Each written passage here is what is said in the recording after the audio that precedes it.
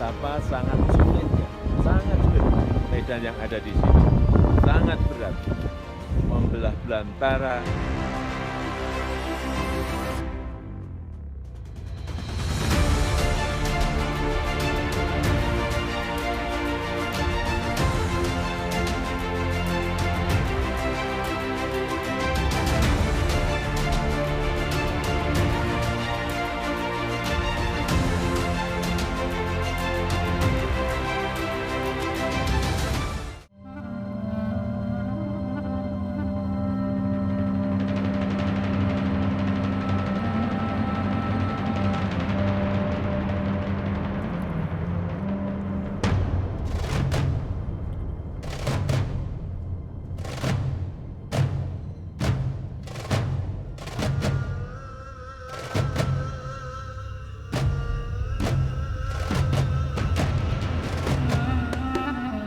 Inilah Bumi Cenderawasih, Papua. Papua merupakan pulau terbesar yang ada di ujung timur Indonesia, memiliki keindahan alam yang mampu menghipnotis mata semua orang. Namun di balik itu semua, Papua masih menjadi kota yang terkesan tertinggal dibandingkan dengan kota yang ada di wilayah Indonesia. Jaringan jalan yang belum memadai dan terisolir menjadi salah satu kendala masyarakat Papua untuk memutar roda perekonomian. Pemerintah tak mau tinggal diam. Proyek pembangunan infrastruktur transportasi pun digencarkan di wilayah Papua dan Papua Barat. Proyek Trans Papua menjadi hal yang sangat penting guna membuka keterisolisian wilayah serta meningkatkan konektivitas sentra produksi, sehingga nantinya akan menekan tingginya biaya distribusi barang. Karena selama ini angkutan barang hanya bisa menggunakan pesawat terbang, sehingga harga kebutuhan masyarakat melambung tinggi. Saya juga minta dilakukan percepatan pada pembangunan infrastruktur dasar dan pengembangan konektivitas antar wilayah, antar kabupaten, antar kota. Percepatan konektivitas ini sangat penting untuk terwujudnya pemerataan pembangunan serta memberikan keadilan pada rakyat Papua.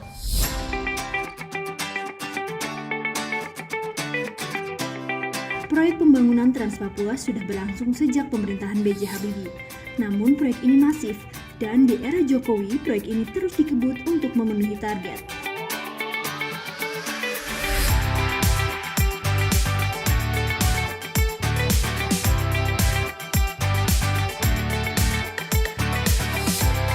Salah satu alasan belum rampungnya Trans Papua adalah sulitnya medan yang harus dilalui, karena harus menembus hutan belantara dan juga gunung, cuaca ekstrim, serta faktor keselamatan para pekerja. Tak lupa dari ingatan kita saat tragedi tahun 2018, penembakan 31 pekerja PT Istaka Karya yang tengah membangun jalan dan jembatan Trans Papua oleh kelompok kriminal bersenjata.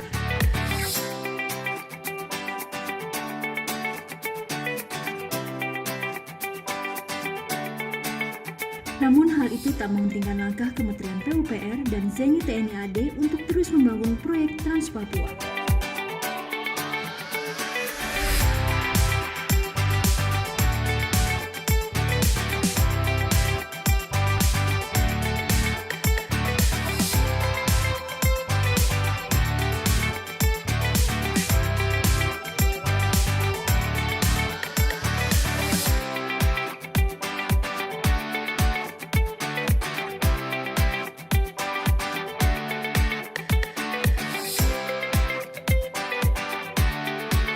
Untuk merasakan langsung kondisi jalan Trans Papua, Presiden Jokowi bersama Menteri PUPR Basuki Hadimulyono touring naik motor menyusuri Jalan Ruas Wamena sampai Mumugu.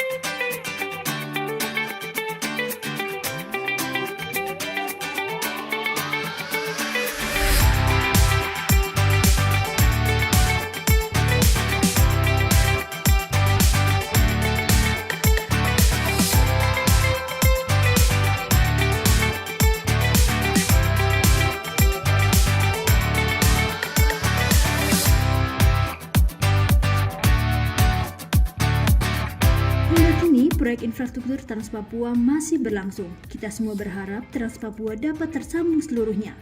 Marilah kita bersama membangun negeri untuk Indonesia maju.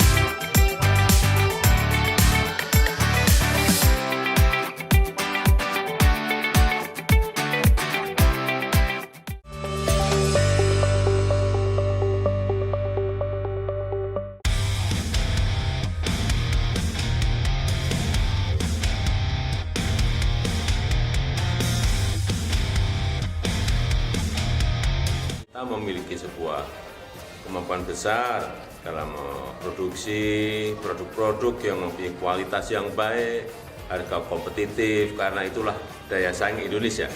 Presiden Jokowi kerap bergaya santai. Sepatu sneakers misalnya menjadi pemandangan tak asing yang sering dilihat orang. Berjaket bomber juga menjadi salah satu gaya keseharian Pak D. Jokowi. Tak jarang pula, busana yang dikenakan Presiden Jokowi menjadi viral dan ditiru banyak orang. Boleh jadi semua demi kepraktisan. Dan itu juga menjadi ciri khas Presiden Jokowi yang tak terlalu hirau dengan penampilan.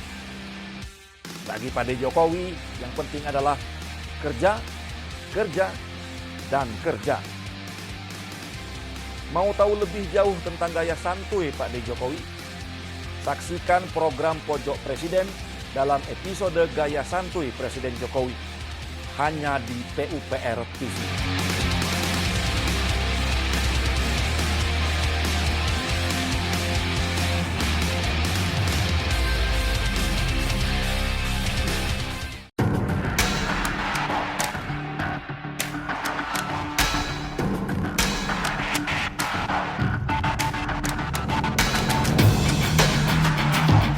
Permukiman kumuh, masalah klasik bagi perkotaan besar di Indonesia. Lahan terbatas, jumlah penduduk meningkat, dan perekonomian rendah menjadi faktor penyebabnya.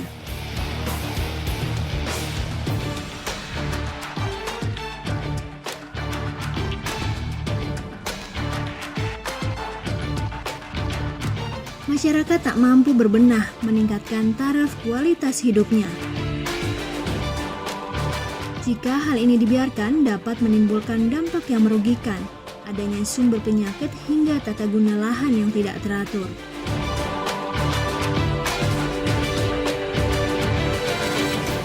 Tapi kini masyarakat tak perlu khawatir lagi. Kementerian PUPR telah menciptakan program Kotaku. Melalui program ini, permukiman kumuh bisa jadi tempat wisata baru loh. Sebenarnya, apa sih program Kotaku? Pasti penasaran kan? Mau tahu informasi lengkapnya? Saksikan program Warga Bicara episode Kotaku Asri hanya di PUPR TV.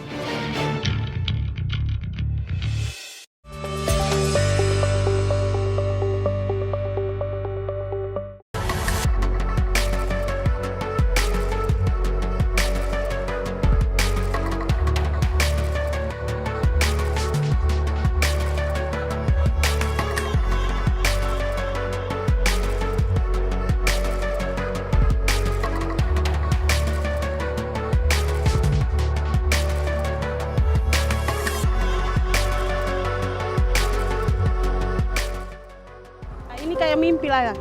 Tidak terbayang kalau di sini akan dibangun jembatan yang megah dan luar biasa. Dulu sebelum ada jembatan, memang kesulitan masalah transport. Kami jauh ke kota, jauh sekali. Apalagi dulu kami dayung. Kami sudah menantikan cukup lama, bertahun-tahun. Mulai dari orang tua saya mengharapkan harus ada sebuah akses jembatan yang harus menyeberangi Teluk ini.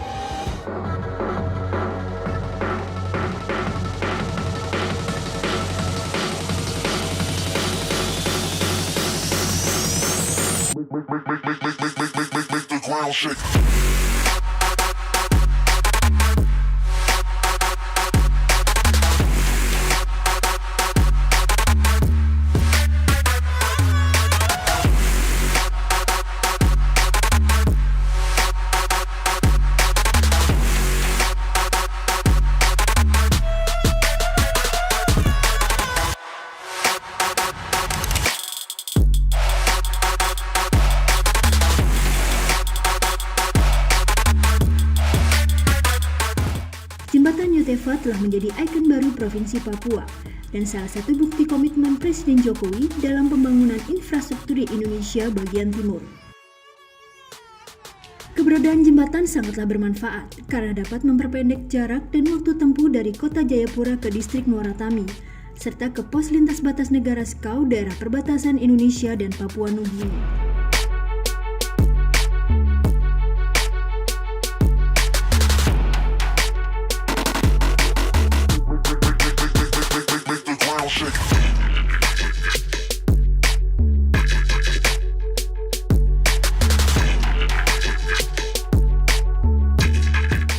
Sebelum jembatan ini ada, perjalanan dari kawasan pemerintah menuju distrik Muara Tami menempuh jarak sejauh 35 km dengan waktu 1-2 jam. Namun kini, setelah melewati jembatan Yotefa, jaraknya sekitar 12 km dengan waktu tempuh 30 menit. Desain jembatan Yotefa telah melalui proses yang panjang, beberapa kali mengalami perubahan, hingga akhirnya diputuskan dengan desain jembatan pelengkung. Desain yang dipilih diharapkan mampu menahan siklus gempa. Pembangunan jembatan ini telah menuai inovasi bagi Indonesia. Dalam kali pertamanya, perakitan jembatan pada dua bentang tengah pelengkungnya dibuat utuh di tempat lain, yakni dipabrikasi oleh PT PAL Indonesia di Surabaya.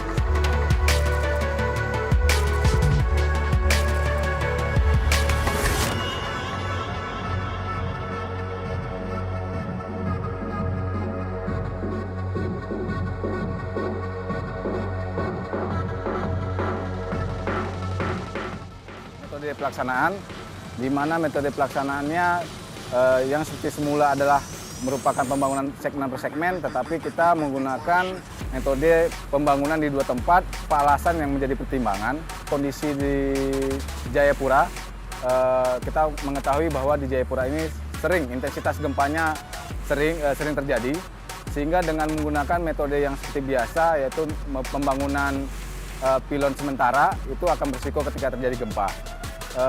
Sehingga kita memikirkan bagaimana kita melakukan di suatu tempat yang aman, karena tentu keamanan menjadi pilihan yang utama, sehingga kita berpikir bahwa untuk merakit bentang tengah di tempat di daerah yang aman, yang kemudian nanti akan disimulasikan bahwa kegiatan tersebut akan mempercepat pembangunan.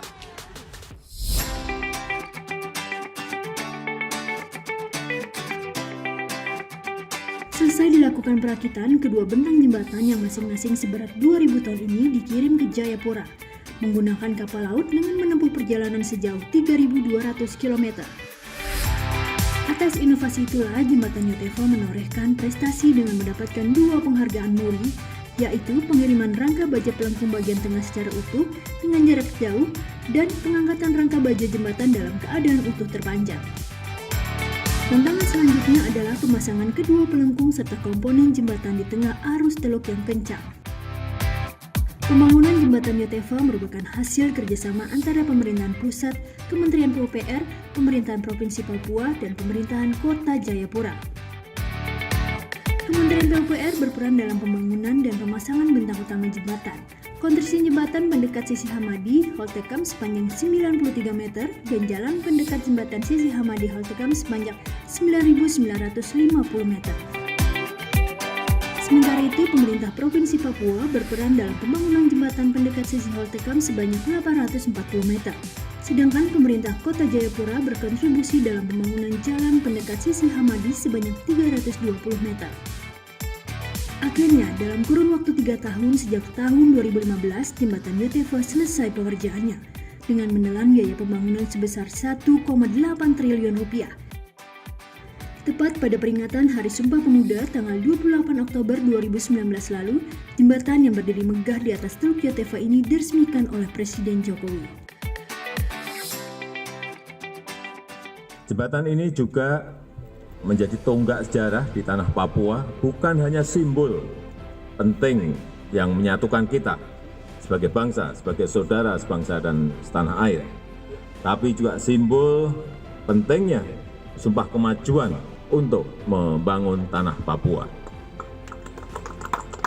Tanah Papua harus maju seperti daerah-daerah lain di Indonesia. Papua adalah surga kecil yang jatuh ke bumi. Itu ada hal yang saya lihat setiap kali saya berkunjung ke tanah Papua. Kalau tidak keliru hitung, saya sudah 13 kali hadir di tanah Papua. Karena itu sudah menjadi tugas kita bersama untuk menjaga, untuk merawat, untuk memajukan tanah Papua ini. Selain menjadi sarana perhubungan yang memberikan keuntungan logistik, jembatan ini diharapkan dapat menunjang kegiatan pariwisata terutama di sekitar wilayah jembatan.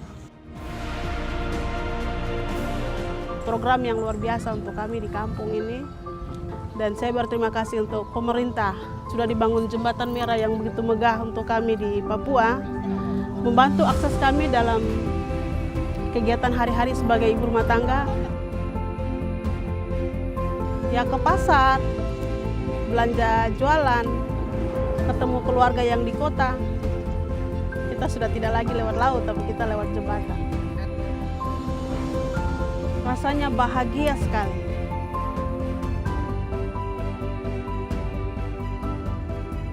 Ini sebuah kemajuan dari dorongan Pak Presiden. Dia berikan kemajuan. Orang Papua maju sama-sama dari daerah lain.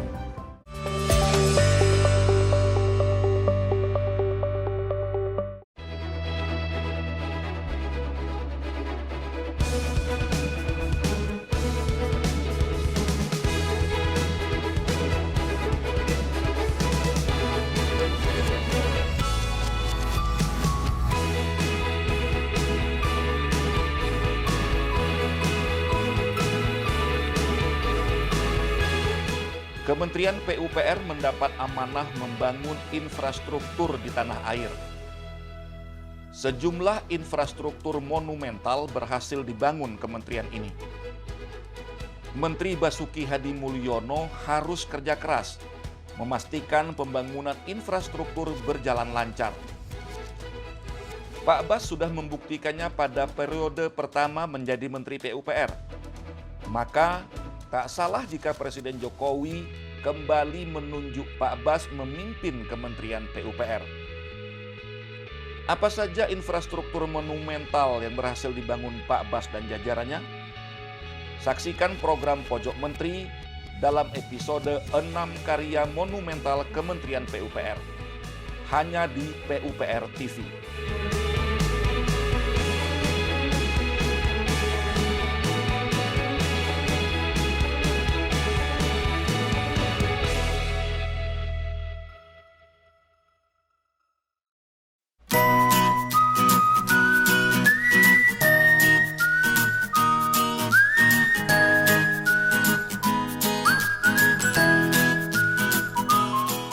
Sudah pernah ke Labuan Bajo, Nusa Tenggara Timur? Labuan Bajo menjadi salah satu destinasi wisata super premium di Indonesia.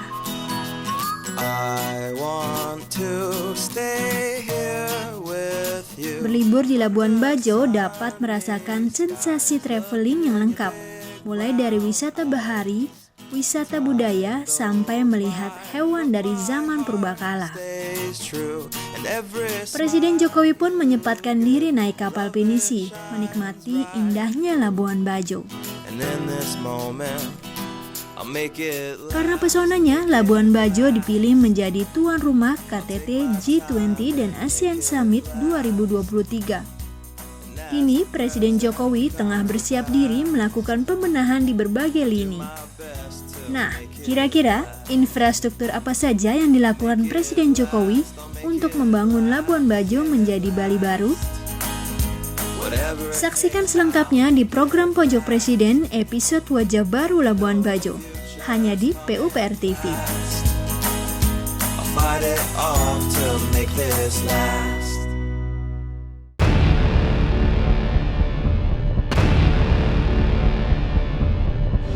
besar yang kita letakkan di monumen ini bukanlah pekerjaan satu generasi.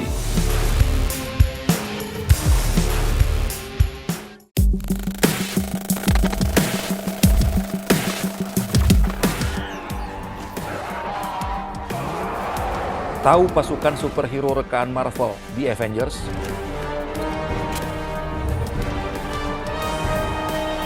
Tahu musuh bebuyutan pasukan Avengers bernama Thanos?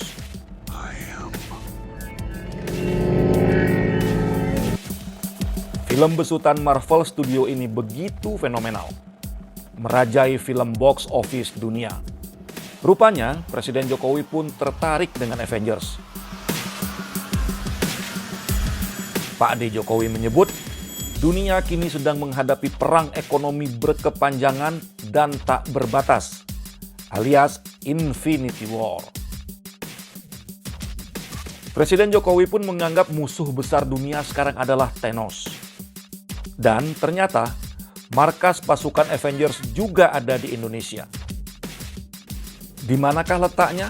Saksikan program Pojok Presiden dalam episode Markas Avengers hanya di PUPR TV.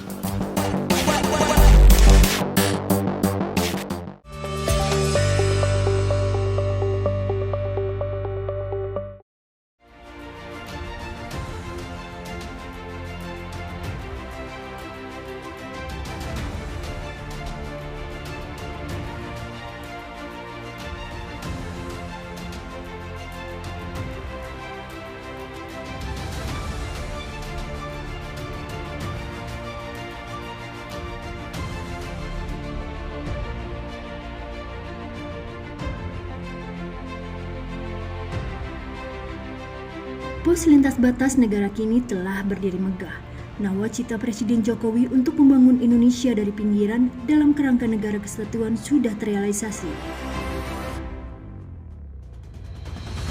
Pos lintas batas negara atau PLBN memang sudah lama ada di setiap garda terdepan perbatasan, namun kondisinya dianggap tidak layak.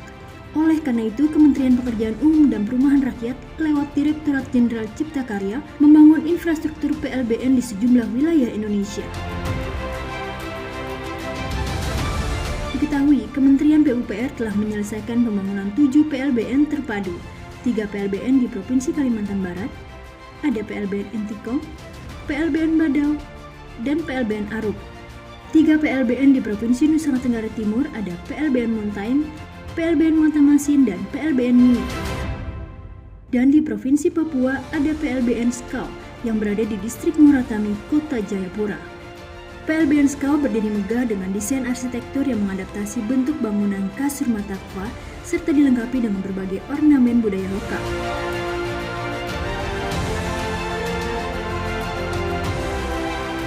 Dari kejauhan, PLBN ini terlihat mencolok. Dua bangunan besar yang berdiri sejajar adalah satu-satunya gedung yang terlihat paling bagus di kawasan itu. Di sekelilingnya terdapat sejumlah rumah penduduk. Gedung utama PLBN Skau terdiri dari 2 bagian, yakni kedatangan dan keberangkatan.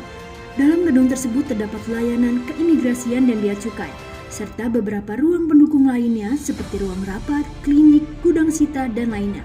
Besaran alokasi APBN untuk pembangunan PLBN terpadu Skau tahap 1 subinti sebesar 165,9 miliar rupiah.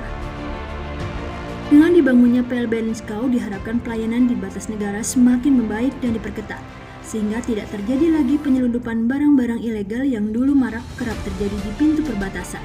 Selain itu, tujuan lainnya adalah melaksanakan kegiatan ekonomi antar dua negara.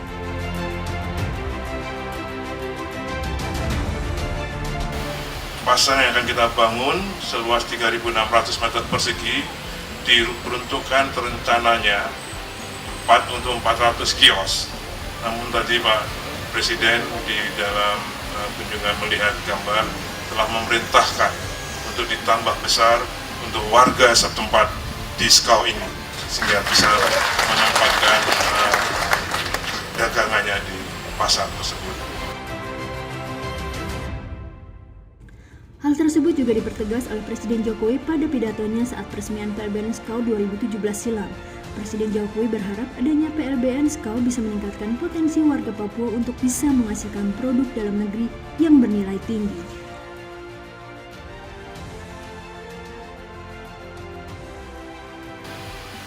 barang-barang yang dijual itu jangan hanya itu-itu saja dikembangkan, tidak hanya urusan sembako, tidak hanya urusan garment, tapi yang lain-lain, elektronik dan yang lain-lain semuanya harus. Karena negara kita ini bisa memproduksi barang-barang itu. Kalau saya bandingkan saat saya ke Port Moresby, ke PNG, saya melihat harga-harga di kita masih jauh lebih murah dibanding yang ada di PNG. Baik sembakonya, baik garment, elektronik. Sehingga mestinya dari sinilah barang-barang itu disuplai, bukan dari tempat yang lain. Inilah sebuah kesempatan, sebuah peluang yang harus dimanfaatkan oleh rakyat Indonesia, terutama oleh rakyat Papua. Karena ini ada pintu masuk yang paling dekat ke PNG, ke Port Moresby.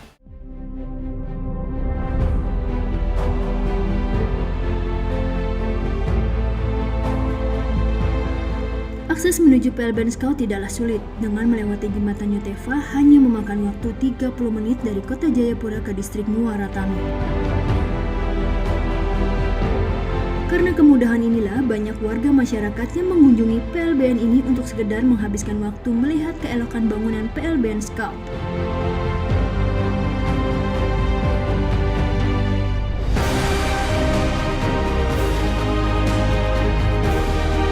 Pada saat ini, Kementerian PUPR tengah melakukan percepatan proyek pembangunan PLBN lainnya yang sesuai dengan Instruksi Presiden Nomor 1 Tahun 2019. Instruksi tersebut tentang percepatan pembangunan 11 pos lintas batas negara terpadu dan sarana-prasarana penunjang di kawasan perbatasan. Anggaran pembangunan untuk 11 PLBN ini sebesar 1,7 triliun rupiah.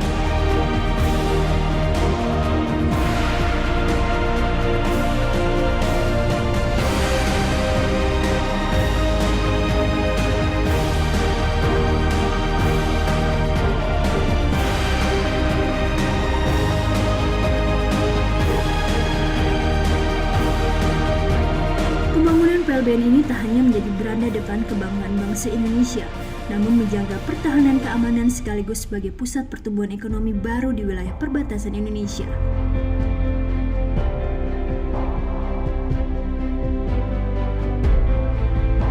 Tak hanya komitmen dari seorang Presiden Jokowi ataupun Kementerian PUPR saja, namun komitmen dari seluruh lapisan masyarakat Provinsi Papua juga sangat diperlukan untuk selalu berjuang membangun negeri cendrawasih ini demi meningkatkan kesejahteraan rakyat dan mampu bersaing dengan daerah lain baik dalam maupun luar negeri.